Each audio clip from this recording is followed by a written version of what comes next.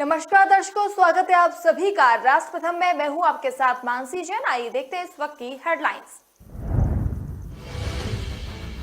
Barabanki police को मिली बड़ी कामयाबी। 9 घंटे में गुमशुदा नाबालिग बहनों को किया सकुशल बरामद।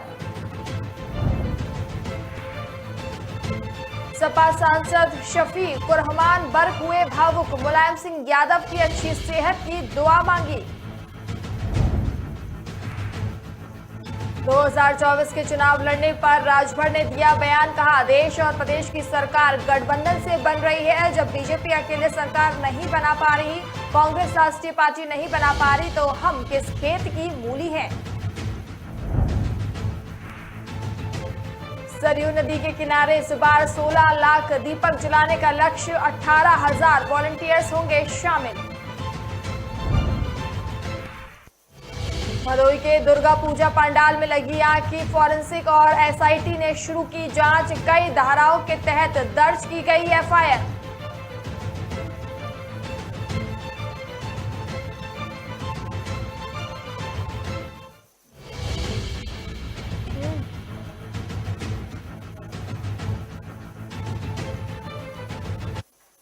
इस वक्त की बड़ी खबर है, मैं आपको बता दें कि अमित शाह इस वक्त लाइव है, आप देखिए। आज तक 1,62,00,000 पर्यटक हमारे जम्मू कश्मीर के अंदर आए हैं। 70 साल से हमारी मांग थी कि यहां से अंतर्राष्ट्रीय उड़ान शुरू हो, नहीं होता था। अब मोदी जी ने श्रीनगर से शारजाह तक सीधी फ्लाइट शुरू कर दी। रात को किसी को जाना है तो जम्मू और श्रीनगर से रात्रि की फ्लाइट नहीं थी। मोदी जी ने जम्मू और कश्मीर में, श्रीनगर में रात्रि की फ्लाइट करने का भी फैसला ले दिया। और ये कहते थे कि धारा 370 हटाओगे तो खून की नदियां बह जाएगी। मैं आपको हिसाब देने आया हूं। पहले कांग्रेस के समय में 2006 से 2023 में जो आतंकवादी घटनाएं हुई वो 4,766 थी। मित्रों, कितनी थी? 4,766 आतंकी घटनाएं हुई थी। और ये जाने के बाद 370 जाने के बाद 2019 से 22 में 4,766 से घटकर सिर्फ 721 रह गई है। मित्रों, 721। मोदी जी ने निरंतर दहशतगर्दों के खिलाफ, अलगाववादियों के खिलाफ, ये हुर्रियत वालों के खिलाफ एक कठोर मुहिम चलाई। ये इसका परिणाम है। और मित्रों, पहले जो सुरक्षा बलों की मृत्यु होती थी वो 1200 के आसपास होती थी। 1200 से घटकर 137 आकर रह गई है। यही बताता है कि जम्मू कश्मीर सुरक्षित हुआ है। पहले मुझे बताओ भाइयों बहनों, आए दिन पथराव के समाचार अखबार में आप पढ़ते थे या नहीं पढ़ते थे? बोलो भाई, जोर से बोलो। सुना ही नहीं पड़ा? पढ़ते थे या नहीं पढ़ते थे? अब पथराव के समाचार आते हैं क्या? आते हैं क्या? मोदी जी ने युवाओं के हाथ से पत्थर लेकर लैपटॉप थमाने का काम किया है, नौकरी देने का काम किया है। ये परिवर्तन जम्मू कश्मीर के लिए बहुत महत्वपूर्ण है। माताओं, भाइयों, बहनों, मैं रजौरी आया हूं। मैं आपको कहना चाहता हूं, रजौरी में मेडिकल कॉलेज की आपने कभी कल्पना भी की थी क्या? जरा जोर से बोलो, की थी क्या? रजौरी में मोदी जी ने मेडिकल कॉलेज भेजकर न केवल यहां के बच्चों को डॉक्टर बनने का मौका दिया है, मेरे पहाड़ी भाइयों के लिए मुफ्त में इलाज हो, इसकी व्यवस्था यहीं पर कर दी है। आपको किसी को जम्मू जाना नहीं पड़ेगा। इसके साथ साथ कठुआ, डोडा, अनंतनाग, बारामुल्ला और अपना रजौरी, ये सारे मेडिकल कॉलेज बनाए। सिर्फ रजौरी के लिए 139 करोड़ रुपया मोदी जी ने खर्च करने का काम किया है। रजौरी, थन्ना मंडी और सूरनकोट रोड 480 करोड़ रुपया खर्च कर इसको आगे बढ़ाया है। Border area development education plan के तहत 21 करोड़ और 28 योजनाएं मोदी जी ने भेजी है और प्रधानमंत्री ग्राम सड़क योजना के तहत लगभग 3885 किलोमीटर के रोड बनाने का निर्णय किया है। जम्मू पूंछ राजमार्ग को 4 लेन का, अब जम्मू पूंछ राजमार्ग 4 लेन का बनना है और इसके लिए 1337 करोड़ रुपया मोदी जी ने किया है। और मैं एक महत्वपूर्ण आंकड़ा बोलना चाहता हूं। माताएं, आप ज्यादा बहनें, आप ताली बजाकर स्वागत करना।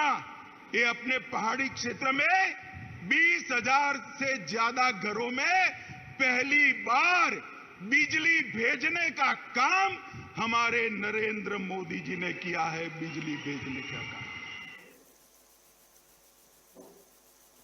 बाराबंकी पुलिस ने 9 घंटे के अंदर लापता नाबालिग लड़कियों को सकुशल बरामद कर लिया है।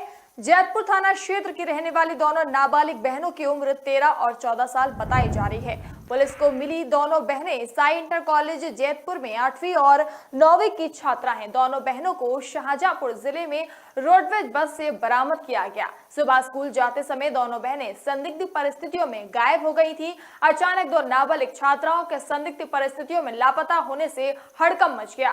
परिजनों की सूचना के आधार पर मुकदमा पंजीकृत किया गया। मामले की गंभीरता को देखते हुए पुलिस मुस्तैद हो गई। खोजबीन के लिए एडिशनल एसपी की अगुवाई में 4 टीमों का गठन किया गया। स्वाट सर्विलांस, क्राइम ब्रांच, सीओ सदर और सीओ क्राइम को भी लगाया गया। पुलिस ने बच्चियों को ढूंढने का अभियान शुरू किया। खोजबीन में दोनों नाबालिग छात्राओं के कपड़े सड़क किनारे नाले से बरामद हुए और साइकिल भी जैतपुर कोतवाली क्षेत्र में खड़ी मिली। एसपी बाराबंकी अनुराग वत्से ने बताया कि दोनों छात्राएं घर से स्कूल के लिए निकली थी। हमारी टीम बच्चियों को जगह जगह तलाश रही थी। सूचना मिली कि बच्चियां शाहजहांपुर में हैं। मौके पर पहुंची पुलिस टीम को बच्चियां रोडवेज की बस में मिली और बच्चियों को परिजनों के हवाले सौंपने की तैयारी हो रही है। पुलिस का कहना है कि अभी पूछताछ की जा रही है। बच्चियों से जानकारी हासिल की जा रही है कि वो किन परिस्थितियों में गायब हुई थी। घटना का अनावरण बहुत जल्द कर दिया जाएगा। बच्चियों के मिलने की सूचना परिजनों तक भेज दी गई है। वहीं बाराबंकी पुलिस की मुस्तैदी की जिले में जमकर सराहना की जा रही है। समाजवादी पार्टी के संस्थापक और यूपी के पूर्व सीएम मुलायम सिंह यादव के स्वास्थ्य में सुधार के लिए पूरे प्रदेश में पूजा पाठ और दुआओं का दौर जारी है। पक्ष विपक्ष हर पार्टी के नेता सभी उनकी सलामती की दुआ कर रहे हैं। उधर संभल में समाजवादी पार्टी के सांसद शफीकुर रहमान बर्क ने भी अपने आवास पर पार्टी नेताओं के साथ मिलकर मुलायम सिंह की अच्छी सेहत के लिए दुआएं मांगी। इस दौरान शरीक रहमान बेहद भावुक नजर आए। बर्क मुलायम सिंह यादव के बेहद करीबी माने जाते हैं। उन्होंने भावुक लहजे में कहा, आज संभल की पहचान मुलायम सिंह की वजह से है। वे ऐसे नेता हैं जिन्होंने कभी हिंदू मुस्लिम की राजनीति नहीं की, बल्कि सभी धर्म और जाति के लोगों को हमेशा मिलाने की कोशिश की। सपा सांसद शफीकुर रहमान बर्क ने कहा कि हम सभी ने मुलायम सिंह की सेहत के लिए दुआएं मांगी और हम सभी को उम्मीद है कि मुलायम सिंह बहुत जल्दी सेहतमंद होकर हम सभी के बीच होंगे। 1 महीने से मेदांता अस्पताल में भर्ती मुलायम सिंह का ऑक्सीजन लेवल काफी कम हो गया था, जिसके बाद उन्हें अस्पताल के आईसीयू वार्ड में भर्ती किया गया। उनकी हालत फिलहाल नाजुक बनी हुई है। वहीं प्रधानमंत्री से लेकर रक्षा मंत्री ने उनके बेटे अखिलेश यादव को फोन कर उनका हालचाल जाना है। लोकसभा चुनाव 2022 को देखते हुए सुलहदेव समाज पार्टी के मुखिया ओम प्रकाश राजभर इन दिनों प्रदेश में सावधान यात्रा निकाल रहे हैं। इसी कड़ी में सुबह अध्यक्ष से बातचीत हुई, जहां उन्होंने अपना सावधान यात्रा को बेहद सफल बताया और कहा कि पार्टी को 20 साल पूरे होने जा रहे हैं, लेकिन इतना जोश पहले कभी नहीं देखा गया जो इस बार सावधान रथ यात्रा को मिल रहा है। राजभर ने कहा कि वो इस यात्रा के दौरान अब तक 17 जिलों में 9 बड़ी सभाएं कर चुके हैं। राजभर ने कहा कि हम बिहार में 2024 से विधानसभा और लोकसभा चुनाव लड़ते आ रहे हैं। पिछले चुनाव में हम सब ने मिलकर एक मोर्चा बनाया, उसमें भी हम शामिल थे। अगर हमारा जनाधार ना होता तो हमसे समझौता क्यों होता, हम वहां चुनाव लड़ते हैं। लेकिन इस समय चर्चाएं इसीलिए अधिक हो रही हैं क्योंकि बीजेपी से छोड़कर नीतीश कुमार आरजेडी के साथ आए। 27 अक्टूबर को पटना में हमारा कार्यक्रम है, जिसे लेकर टीम लगी हुई है। अभी 14 अक्टूबर को कटिहार में हम बड़ी सभा करेंगे और लोगों को जागरूक कर रहे हैं, अपने हक के लिए लड़े। हम सावधान यात्रा निकाल कर लोगों को सावधान कर रहे हैं कि आंख मूंद कर वोट ना दें, चाहे हम आए या कोई और। उनसे सवाल करिए, आप हमारे लिए क्या करते हैं, सदन में हमारे लिए क्या लड़ते हैं। 2024 के चुनाव लड़ने पर राजभर ने कहा कि देश और प्रदेश की सरकार गठबंधन से बन रही है। जब बीजेपी अकेले सरकार नहीं बना पा रही, कांग्रेस राष्ट्रीय पार्टी नहीं बना पा रही, तो हम किस खेत की मूली है। 2024 का चुनाव आएगा तो जो पार्टी के नेताओं का फैसला होगा देखा जाएगा। उन्होंने कहा कि राजनीति में ना कोई दोस्त है ना कोई दुश्मन। बसपा सपा में 36 का आंकड़ा था और हो गया है। नीतीश कुमार ने कहा था राजनीति से संन्यास ले लेंगे, लेकिन बीजेपी के साथ नहीं जाएंगे और फिर उन्हीं के साथ सरकार बनाई।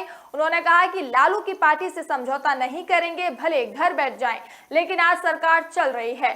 कश्मीर का उदाहरण देख लीजिए, महबूबा मुफ्ती बीजेपी साथ हम भी समझ नहीं आया कि नेता कहते क्या है और करते क्या है। दीपावली के त्योहार में इस बार सरयू नदी के किनारे 16 लाख दीपक जलाने का रिकॉर्ड रखा गया है। इसी के चलते नोडल अधिकारी अजय प्रताप सिंह ने बताया कि दीपोत्सव पर कुल 16 लाख दिए जलाए जाएंगे। अभी तक हमने करीब 4 लाख दियों का इंतजाम कर लिया है। दीपक जलाने के लिए 18,000 वॉलंटियर्स का इंतजाम किया गया है, जिसमें से करीब 2,000 शिक्षक हैं। बता दें कि इससे पहले 14 लाख से ज्यादा दीपक जलाने का रिकॉर्ड तोड़ा जा चुका है। वहीं 18,000 वॉलंटियर्स की टीम बनाई गई है, जिसमें 2,000 टीचर्स भी हैं। वहीं दीपक की बात करें तो इस बार दीपक अयोध्या के कुम्हारों से ही लिया जाएगा, जिसके लिए तैयारियां जोरों पर हैं। बता दें कि सीएम योगी आदित्यनाथ के कार्यकाल का ये छठा और उनके दूसरे कार्यकाल का ये पहला दीपोत्सव है। योगी सरकार के पहले वर्ष में दीपों को राम की पीढ़ी पर एक साथ जलाने से दीपोत्सव की शुरुआत हुई थी। इसके बाद से दीपक जलाए गए थे। इसके लिए कुल 16 लाख दीपक जलाए जाएंगे। इतनी बड़ी संख्या में दीपकों के एक साथ जलाने के लिए 2021 में 11,000 वॉलंटियर्स लगाए गए थे। दीपोत्सव के आयोजन का संयोजक राम मनोहर लोहिया अवध विश्वविद्यालय के चीफ डॉक्टर अजय प्रताप सिंह को बनाया गया है, जिन्होंने बताया कि अब तक 4 लाख दियों का इंतजाम कर लिया गया है। उत्तर प्रदेश स्थित भदोई में नवरात्र के अवसर पर रविवार रात एक दुर्गा पूजा पंडाल में भीषण आग लगने से बड़ा हादसा हो गया था। दुर्गा पूजा पंडाल में आग लगने की वजह से करीब 66 लोग झुलस गए थे, जबकि 5 लोगों की जान चली गई थी। अब इस अग्निकांड में पुलिस ने एफआईआर दर्ज कर ली है। इसकी जानकारी भदोई एसपी ने दी है। बता दें कि भदोई में दुर्गा पूजा पंडाल में लगी आग पर एसपी अनिल कुमार ने कहा कि हमने आईपीसी की धारा के तहत मामला दर्ज किया है और फॉरेंसिक और एसआईटी की टीम ने जांच की और नमूने लिए जा रहे हैं। वहीं एफएसएल वाराणसी की फायर फॉरेंसिक टीम को भी इससे अवगत कराया गया है, जो जल्द ही आकर इसकी जानकारी करेगी। एसपी अनिल कुमार ने इस संबंध में जानकारी देते हुए कहा कि इसमें एक नामजद और बाकी अज्ञात आयोजक के खिलाफ मुकदमा दर्ज किया गया है। एसआईटी की अंतरिम रिपोर्ट में पता चला कि हैलोजन लाइट को सजावटी पेपरों से ढका था, जिसकी वजह से आग लगी। आसपास लगे पंखों की वजह से आग और फैल गई। भदोई के औरई में दुर्गा पूजा पंडाल में आग लगने से सुबह तक 5 की मौत हो गई थी और जबकि काफी लोग झुलस गए थे। इसमें 42 को वाराणसी और 18 को औरैया और 4 को प्रयागराज रेफर कर दिया गया। मरने वालों में 2 महिलाएं और 3 बच्चे शामिल है। घटनास्थल पर मौजूद लोगों को माने तो आग की वजह शॉर्ट सर्किट बताई जा रही है। जिस वक्त पंडाल में आग लगी वहां करीब 150 लोग मौजूद थे। आग इतनी भीषण थी जिसमें 40% से ज्यादा लोग आग की चपेट में आ गए।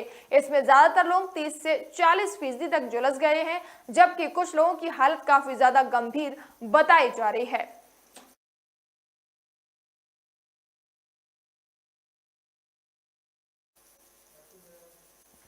भारतीय किसान यूनियन के राष्ट्रीय प्रवक्ता राकेश टिकैत ने सोमवार को लखीमपुर खीरी हिंसा की पहली बरसी पर कहा कि ना किसान लखीमपुर खीरी कांड को भूले हैं और ना ही वे सरकार को भूलने देंगे। उन्हें केंद्रीय मंत्री अजय मिश्र टेनी की बर्खास्तगी के अलावा कुछ मंजूर नहीं। उन्होंने कहा कि 26 नवंबर को देश भर में प्रदर्शन होगा और इस प्रदर्शन में भी लखीमपुर खीरी हिंसा का मामला उठेगा।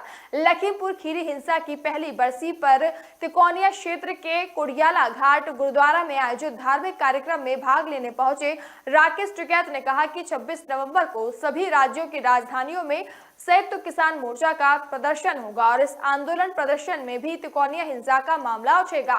तिकोनिया के कुड़ियाला घाट गुरुद्वारे में आयोजित इस कार्यक्रम में लखीमपुर खीरी कांड में मारे गए किसानों व पत्रकार को श्रद्धांजलि दी गई। टिकैत ने कहा कि देश पिछले साल 3 अक्टूबर को तिकोनिया गांव में हुई हिंसा को कभी नहीं भूल सकता, जिसमें 8 लोगों की जान चली गई थी। गौरतलब है कि उप मुख्यमंत्री केशव प्रसाद मौर्य के दौरे के खिलाफ किसान 3 अक्टूबर 2021 को तिकोनिया गांव में विरोध प्रदर्शन कर रहे थे और इसी दौरान कार से कुचलकर 4 किसानों और एक पत्रकार की मौत हो गई थी। इसके बाद की हिंसा में 2 भाजपा कार्यकर्ताओं और एक चालक सहित 3 अन्य लोग मारे गए थे। हिंसा में मारे गए किसान केंद्र के उन 3 कृषि कानूनों के खिलाफ प्रदर्शन कर रहे थे जिन्हें बाद में सरकार ने वापस ले लिया।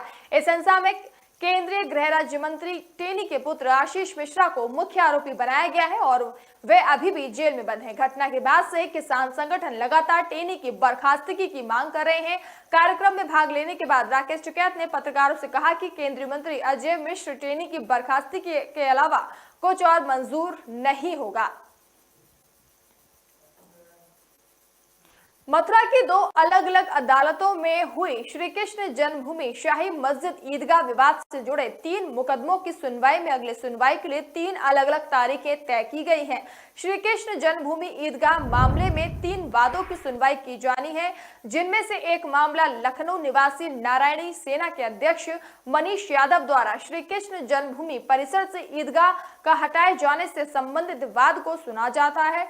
प्रतिवादी पक्ष ने इस मामले में उपासना स्थल कानून 1991 लागू होने का दावा करते हुए उसकी सुनवाई न किए जाने की दलील दी, जिस पर अगली सुनवाई 12 अक्टूबर को की जाएगी। इसके अलावा एडवोकेट महेंद्र प्रताप सिंह एवं राजेंद्र माहेश्वरी की पुनरीक्षण याचिका की यहां पर जिला एवं सत्र न्यायाधीश के समक्ष में हुई सुनवाई में उत्तर प्रदेश सुन्नी सेंट्रल वक्फ बोर्ड के किसी भी प्रतिनिधि के उपस्थित न होने पर अदालत ने वादी के आग्रह पर उनके स्थानीय प्रतिनिधि को नोटिस भेजकर अगली सुनवाई के दौरान उपस्थित रहने का नोटिस जारी किया है। अदालत ने कहा कि अन्यथा उनकी अनुपस्थिति में ही मामले का निस्तारण कर दिया जाएगा।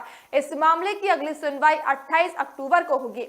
जिला शासकीय अधिवक्ता संजय गौड़ ने बताया कि सिविल जज ज्योति सिंह ने लखनऊ के अधिवक्ता शैलेंद्र सिंह के पेश नहीं होने पर ईदगाह को हटाए जाने से संबंधित उनके वाद में उन्हें एक मौका दिया और अगली सुनवाई की तारीख 21 अक्टूबर तय कर दी है। गौड़ ने बताया कि मनीष यादव के बाद में 1968 में दोनों पक्षों के बीच हुए समझौते को अवैध बताते हुए उसे खारिज कर कथित शाही ईदगाह को श्री कृष्ण जन्मभूमि परिसर से हटाकर उक्त भूमि मंदिर ट्रस्ट को सौंपने की मांग की गई है। इस पर प्रतिपक्ष शाही ईदगाह कमेटी के अधिवक्ता नीरज शर्मा ने कहा कि उपासना स्थल कानून 1991 के तहत 15 अगस्त 1947 के पहले बना कोई भी धर्मस्थल नहीं हटाया जा सकता है। शर्मा ने इस दलील के साथ ये मामला खारिज किए जाने की मांग की। वहीं न्यायालय ने इस मामले में सुनवाई के लिए 12 अक्टूबर की तिथि तय की है। वहीं अपर जिला जज के न्यायालय में इस पर आज सुनवाई थी, लेकिन सुन्नी सेंट्रल वक्फ बोर्ड के हाजिर न होने पर सुनवाई नहीं हो सकी। उत्तर प्रदेश के इटावा जिले के भरथना कस्बे में प्रत्येक वर्ष की भांति रामलीला महोत्सव का कार्यक्रम आयोजित हो रहा था। ये कार्यक्रम रामलीला कमेटी के माध्यम से करवाया जा रहा था। कस्बा में स्थित मिडिल स्कूल के प्रांगण में महोत्सव समिति के पदाधिकारी और कलाकारों के द्वारा रामलीला मंचन में लंका दहन की तैयारी चल रही थी। रामलीला मंचन को देखने के लिए लोगों का आना जाना शुरू हो गया था। तभी अज्ञात कारणों के चलते मंच पर अचानक आग लग गई। आग इतनी भयानक थी कि पूरा मंच जलने लगा। भीषण आग को देखते हुए मंच के पीछे बैठे कलाकार मंच छोड़कर भाग गए। उधर रामलीला देखने आए श्रद्धालुओं में भी भगदड़ मच गई। पास में ही खड़ी फायर ब्रिगेड की गाड़ी को बुलाया गया। फिर फायर कर्मियों ने आग पर काबू पाया। भीषण आग से मंच पूरी तरह जलकर राख हो गया। किसी प्रकार की कोई भी जनहानि फिलहाल नहीं हुई। बता दें कि रामलीला मंचन के द्वारा लंका दहन की तैयारियां कर ली गई थी, लेकिन लंका दहन से पहले ही रामलीला मंच आग की भेंट चढ़ गया और स्वाहा हो गया। फायर कर्मी राकेश शर्मा ने बताया कि सूचना मिली थी कि रामलीला पंडाल में आग लग गई है। सूचना के तुरंत बाद वे मौके पर जाकर पहुंचे तो देखा वहां पर बहुत ज्यादा भीषण आग लगी हुई थी। फिर 4 कर्मचारी आग को बुझाने में लगे हैं। हालांकि इस दौरान किसी प्रकार की कोई हताहत नहीं होने की सूचना मिली है। गोरखपुर में शारदीय नवरात्रि की 9वीं तिथि पर मंगलवार सुबह यानी आज गोरक्षपीठ और मुख्यमंत्री योगी आदित्यनाथ मातृ शक्ति के पांव पखारेंगे। वहीं 10वीं तिथि पर गोरखनाथ मंदिर से निकलने वाली पारंपरिक विजयदशमी शोभा यात्रा की अगुवाई करने को रथ पर सवार होंगे। शोभा यात्रा से पूर्व दोपहर में गोरखनाथ मंदिर में गोरक्षपीठ का तिलोकोत्सव होगा। तो यात्रा के समापन पश्चात संतों द्वारा पात्र देवता में रूप गोरक्षपीठ की पूजा की जाएगी। शारदीय नवरात्रि पर गोरक्षपीठ में शक्ति उपासना विशिष्ट होगी। नवरात्र की प्रतिपदा को गोरक्षपीठ और मुख्यमंत्री ने विधि विधान से मंदिर के शक्तिपीठ में कलश स्थापना की थी। वहीं रविवार शाम से वे पुनः मंदिर में प्रवास कर रहे हैं। रविवार को उन्होंने अष्टमी की तिथि के मान में महानिशा पूजा के अनुष्ठान हवन को पूर्ण किया था। वहीं सोमवार को भी जगत जननी मां आदिशक्ति की उपासना में रहे। सीएम योगी 9वीं तिथि पर मां दुर्गा के नमन स्वरूप देवी सिद्धिदात्री की आराधना के उपरांत कन्या पूजन भी किया। उन्होंने परंपरा के अनुसार वे मां दुर्गा स्वरूपा कुंवारी कन्याओं के पांव और उनके माथे पर रोली चंदन दही और अक्षत का तिलक लगा विधि विधान से पूजन किया। पूरी श्रद्धा से भोजन कराकर दक्षिणा देकर और उपहार देकर उनको आशीर्वाद भी लेंगे। इस दौरान परंपरा बटुक पूजन भी किया जाएगा। गोरक्षपीठ की ओर से कुमारी कन्या और बटुक भैरव को दक्षिणा भी प्रदान की जाएगी। इसी क्रम में श्रीनाथ जी के विशिष्ट पूजन और समस्त देव विग्रहों का पूजन भी किया जाएगा। इसके बाद 1 बजे से 3 बजे तक तिलोकोत्सव कार्यक्रम भी शुरू हो चुका है।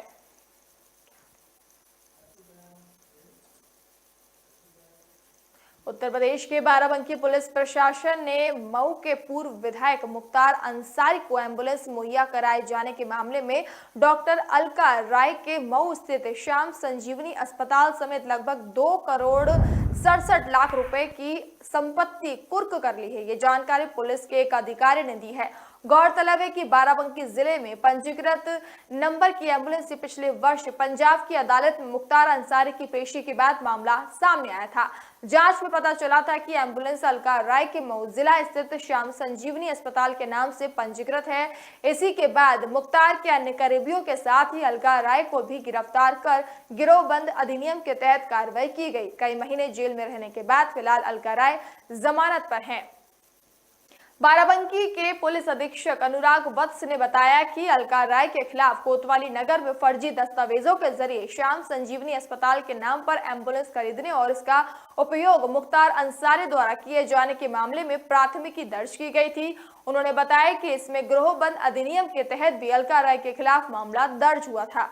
उन्होंने बताया कि मऊ जिले के भीटी निवासी डॉक्टर अलका राय पर आरोप है कि उन्होंने गिरोह के सरगना एवं अन्य सदस्यों के साथ मिलकर अवैध कारोबार से धन कमाकर अवैध रूप से चल अचल संपत्ति अर्जित की। उन्होंने बताया कि चल अचल संपत्ति के साथ ही स्टेट बैंक ऑफ इंडिया की मऊ नाथ भजन शाखा जिला में बाराबंकी पुलिस और प्रशासन की टीम ने मऊ पुलिस के प्रशासन की मदद से गिरोहबंद और समाज विरोधी क्रियाकलाप निवारण अधिनियम की धारा 14(1) के तहत जिलाधिकारी के आदेश पर कुर्क कर लिए गए हैं। मऊ जिले के क्षेत्राधिकारी धनंजय मिश्रा ने बताया कि बाराबंकी जिलाधिकारी ने मुख्तार अंसारी एम्बुलेंस प्रकरण में उनकी सहयोगी डॉक्टर अलका राय के खिलाफ गैंगस्टर एक्ट के तहत संपत्ति कुर्क करने का आदेश दिया था, जिसके तहत संपत्ति को कुर्क किया गया है।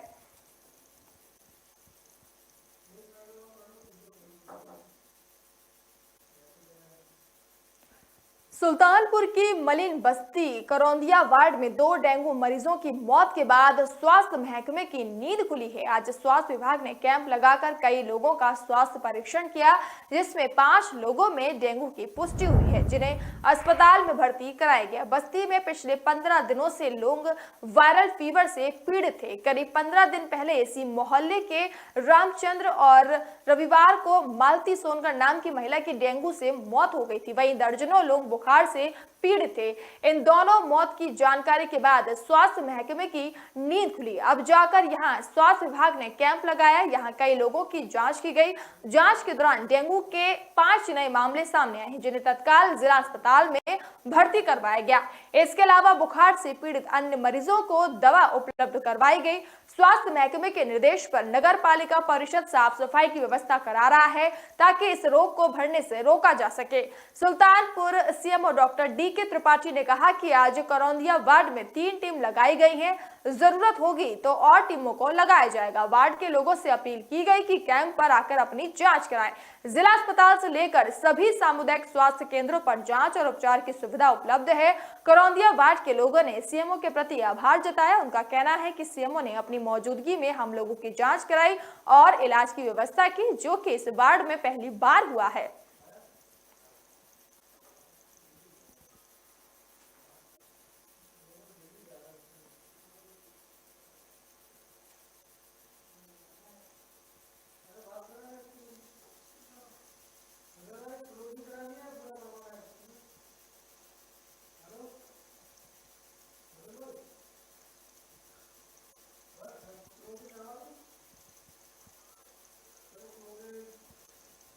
फिलहाल इस बुलेटिन में इतना ही। अब मुझे दीजिए इजाजत। नमस्कार।